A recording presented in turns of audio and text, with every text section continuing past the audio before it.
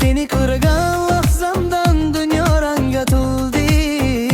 Bu hamma armonlar o'sha on qildi. Qadamlaring musiqaday jaranglaydi ya.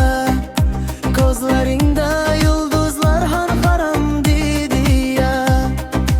Menga bir bor boqsang bas olam munavvar. Sening bilan har kunim go'zal van varar voy. Sening o'sha shirin tabassuming eritar yuragimning muzini. Dunyoga kerakmas ortiqcha ta'rif. Sening sevging o'zi eng go'zal ta'rif.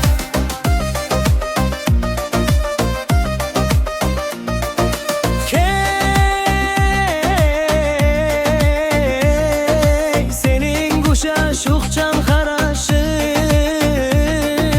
yuragimga juda ham keldi yarashing. Kel birga raqsga to'shaylik bu oqshom. Muhabbatimiz bo'lsin bizga shirin dam.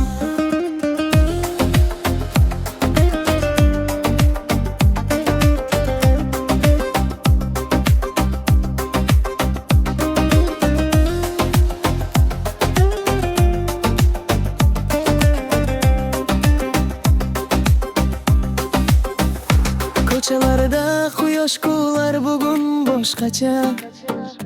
Yuragimda bahor uyg'ondi-ku qishgacha. Seni ko'rinan lahzamdan dunyo ranga to'ldi.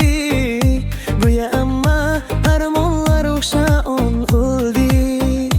Qadamlaring musiqaday jarang